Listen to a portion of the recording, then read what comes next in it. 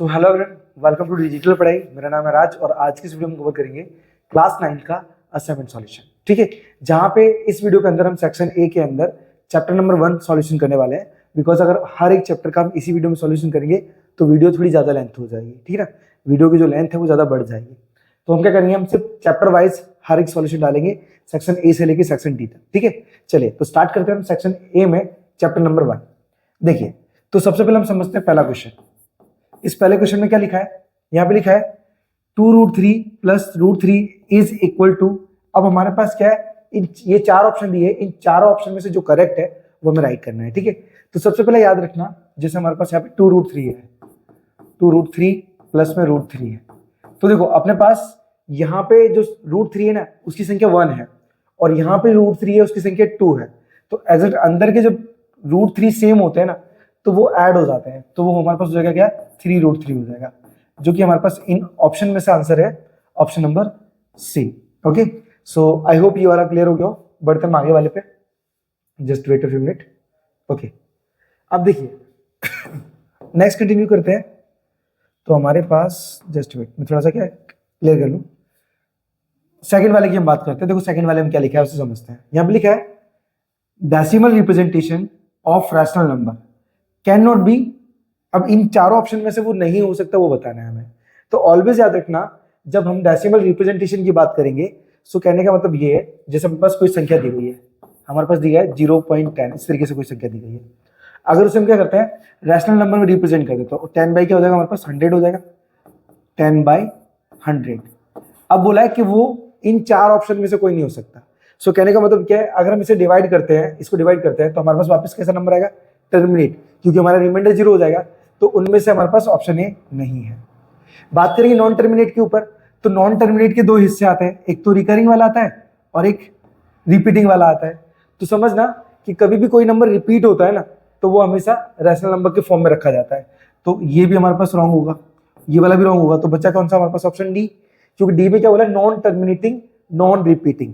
अपने पास क्या है, यहाँ पे साफ साफ क्वेश्चन में क्या बोला, अगर ऐसा बोलते ना कि decimal representation of a rational number is, तो हम बात डालते इसमें टर्मिनेट के बारे में। क्यों, क्योंकि हमेशा डेसिमल जो रिप्रेजेंटेशन होते हैं ना वो हमेशा फिक्स नंबर होते हैं, मतलब बोल सकते हो कि वहां पे रिमाइंडर 0 होता है, और जहां पे रिमाइंडर 0 होता है वो टर्मिनेट नंबर होता है। लेकिन क्वेश्चन में अपोजिट बोला है कि बोला टर्मिनेट नहीं है, तो टर्मिनेट नहीं है तो बच्चा हमारे पास कौन सा, डी वाला ऑप्शन, जो कि हमारा राइट होगा। ठीक है, आई होप ये वाला क्लियर हो गया हो, क्योंकि क्वेश्चन का पूछने का तरीका अलग है, इस वजह से मैंने आपको इस तरीके से बताया। चलिए अब बात करते हैं नेक्स्ट वाले क्वेश्चन के ऊपर, just wait a few minute. Okay, अब नेक्स्ट में हमारे पास क्या दिया पहले उसे समझ लेते हैं, क्वेश्चन नंबर 3 से। ओके, सो थर्ड में क्या लिखा है हमारे पास, थर्ड में दिया है वैल्यू ऑफ रूट दिया हमारे पास, ठीक है, और उसकी पावर 4 दी है, एंड रूट के अंदर क्या दिया है 81 की पावर -2 एंड इज अंडरलाइन। तो अब इनमें से कौन सा नंबर वो हमें बताना है। तो पहले आप समझना इसे किस तरीके से आपको सॉल्व करना है। देखो थर्ड वाला ऑप्शन है, थर्ड में क्या दिया हमारे पास 4 रूट में 81 की पावर -2। तो देखो ऑलवेज याद रखना, जब हमारे पास क्या रूट होता है, देखो जब हमारे पास रूट ए दिया है, समझो क्या, अगर मैं रूट को पावर में चेंज करना चाहूं तो मैं ए की पावर को 1/2 लिख सकता हूं, क्योंकि इसको हम स्क्वायर रूट बोलते हैं। वहीं पे अगर 3 हो तो उसे क्यूब रूट बोलेंगे तो 1/3 हो जाएगा। इसी तरीके से हमारे पास संख्या में क्या दिया, 4 दिया है, तो हमारे पास क्या हो जाएगा, ए की पावर 1/4 हो जाएगा। तो हम क्या करेंगे, इस रूट को पावर में रिप्रेजेंट करेंगे सबसे पहले। तो हम लिखेंगे यहाँ पे 81 की पावर -2 एंड उसकी भी पावर आएगी हमारे पास 1/4। एंड नेक्स्ट टाइम में क्या करेंगे, हम इसे कैंसिल करेंगे। तो देखो 2 से 2 टाइम में हमारे पास 4 कैंसिल हो जाएगा। अब हमारे पास बचा क्या, 81 की पावर -1/2 बचा, क्योंकि ये 1/2 का अगर अंदर मल्टीप्लाई करेंगे ना तो 1 ही है, हमारे पास सेम नंबर आएगा। अब जो 81 होता है ना, 81 इसका रूट क्या होता है, इसका रूट होता है हमारे पास क्या, 9। क्या होता है 9, तो हम लिखेंगे हमारे पास 9 का स्क्वायर एंड उसके ऊपर ब्रैकेट के ऊपर आएगी हमारे पास पावर -1/2, तो उसे 2 कट जाएगा। अब बचा क्या हमारे पास 9 की पावर -1। तो आप लोगों को पता होगा कि कभी भी हमारे पास हम किसी का सॉल्यूशन करते हैं, ठीक है, वहाँ पे सिंप्लीफिकेशन करते हैं, तो ऑलवेज हमारे पास पावर माइनस की नहीं होनी चाहिए। क्वेश्चन में पूछा है तभी माइनस की रखनी है। तो हमारे पास क्या हो जाएगा, इसका रेसिप्रोकल हो जाएगा, तो अपन में 1 रखेंगे और इसका रेसिप्रोकल करेंगे तो हमारे पास क्या हो जाएगा 1/9 की पावर +1। अब वो +1 रखो या ना रखो वो आपकी इच्छा, बाकी आंसर आएगा हमारे पास 1/9। चेक करो 1/9 कौन सा है, ऑप्शन नंबर ए, जो कि हमारा करेक्ट आंसर है। ठीक है, आई होप ये वाला कैलकुलेशन क्लियर हो गया हो कि किस तरीके से मैंने इसको निकाला। मैं इसे रफ करता हूं और कंटिन्यू करता हूं बस क्वेश्चन नंबर 4 की तरफ से।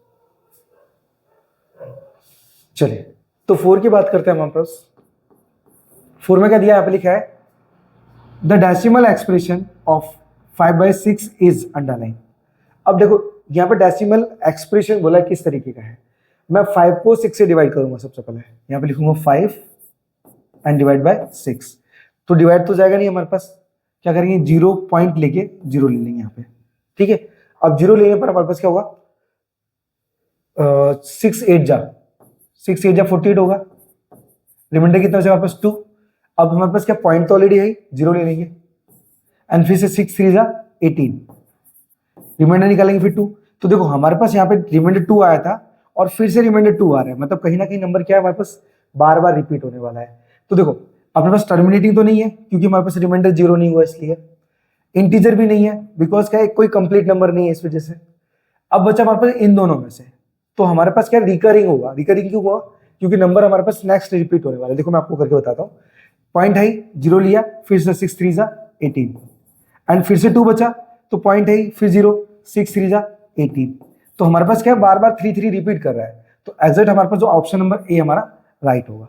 ठीक है, सो आई होप ये वाला भी क्लियर हो गया कि ऑप्शन नंबर 1 इस प्रकार से आया, जब कभी किसी का जो डेसिमल एक्सपेंशन होता है वो लगातार चलता जाता है सेम वैल्यू से, तो उसी को हम बोलते हैं नॉन टर्मिनेटिंग रिकरिंग। ठीक है, चलिए सो कंटिन्यूस करते हैं हमारे पास क्वेश्चन नंबर 5 के ऊपर। ये हमारे पास नॉन, जस्ट मैं नॉन लिख दे रहा हूं, खाली नॉन रिपीटिंग। चलो 5 वाले की बात करते हैं। तो 5 वाले में क्या बोला हमारे पास, गिवन है एंड रूट में a की पावर 2 एंड इक्वल टू दिया हमारे पास b, ये हमारे पास कीमत दी गई है। देन हमें बोला है b की पावर 2n की कीमत फाइंड करो। तो देखो हमारे पास क्या है ना, कीमत में हमारे पास क्या दिया b की पावर 2n है, लेकिन यहाँ पे तो ऐसा कुछ है नहीं। तो जस्ट विचार करो, अगर हमारे पास ये b की पावर 2n है ना, तो मैं यही रिप्रेजेंट यहाँ पे करूँ तो अगर यहाँ पे भी 2n रखता हूँ तो 2n मुझे यहाँ पे भी रखना पड़ेगा ब्रैकेट के ऊपर, b की पावर 2n। तो देखो अब हम क्या करेंगे, इस रूट को चेंज करेंगे पावर के फॉर्म में। तो रूट को चेंज करेंगे तो हमारे पास क्या होगा, a की पावर 2 एंड उसके ब्रैकेट के ऊपर होगा हमारे पास क्या 1/n एंड उसके ऊपर अगेन आएगा हमारे पास 2n। Just wait, 2n, because ये हमारे पास 2n ये वाला है। हमने क्या किया, रूट को 1/n के रूप में चेंज किया, रूट को याद रखना, एंड 2n तो हमारे पास ऑलरेडी थी ही पावर। अब यहाँ पे मैंने क्या किया, n से n को कैंसिल कर दिया। ठीक है, तो हमारे पास यहाँ पे क्या बनेगा क्वेश्चन, यहाँ बनेगा a का स्क्वायर एंड ब्रैकेट में ये 2 का मैं अंदर मल्टीप्लाई करूंगा तो हमारे पास क्या हो जाएगा 2, नीचे तो कुछ बचा ही नहीं अपने पास। अब ये क्या होगा हमारे पास, ये 2 से 2 का मल्टीप्लाई हो जाएगा आपस में, 2 से 2 का मल्टीप्लाई हो जाएगा, तो अपने पास क्या होगा a की पावर 4, जो कि हमारे पास इसका आंसर बनेगा। हम देखते हैं हमारे पास a की पावर 4 है या ऑप्शन नंबर डी करेक्ट है। आप देख सकते हो हमारे पास 5 वाले का आंसर a की पावर 4 है। चलिए सो बढ़ते हैं हमारे पास क्वेश्चन नंबर 6 की तरफ और एंड करते हैं इस चैप्टर को। चलिए just wait a few minute. Okay, question number 6। तो 6 में क्या बोला उसे समझते हैं।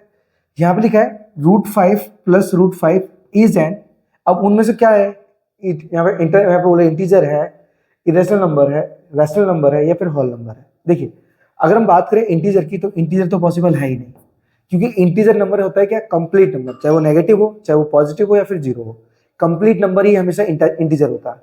अगर बात करेंगे होल नंबर, तो वो भी पॉसिबल नहीं है, क्योंकि होल नंबर हमारे पास क्या होता है 0 होता है और 1 2 3 होता है, लेकिन ये संख्या तो रूट में है तो पॉसिबल ही नहीं है। अब बचा हमारे पास रैशनल और इरेशनल। तो देखो रैशनल p/q के फॉर्म में आता है और √5 का हमारे पास क्या रूट होता नहीं है, 5 का रूट तो होता ही नहीं है, तो बच्चा हमारे पास कौन सा, इरेशनल, जो कि हमारे पास राइट आंसर है। अगर इसका कैलकुलेशन भी करेंगे तब भी हमारे पास यही रहने वाला है। देखो क्वेश्चन में दिया हमारे पास √5 + √5, मैंने आपको समझाया था कि जब हमारे पास सेम संख्या रूट में हो ना तो वो जुड़ जाते हैं, तो हमारे पास क्या बनेगा, ये 2√5 बनेगा। अब कभी भी इरेशनल नंबर के साथ कोई भी रैशनल नंबर रखो या ना रखो, रहता हमारा इरेशनल ही है। ठीक है, तो इसका जो करेक्ट आंसर होगा वो होगा हमारे पास ऑप्शन नंबर बी। ठीक है, सो आई होप ये जो चैप्टर नंबर 1 है उसके सारे के सारे जो एमसीक्यू आपको क्लियर हो गया हो। सो बढ़ते हैं नेक्स्ट वीडियो में, तब तक के लिए राधे।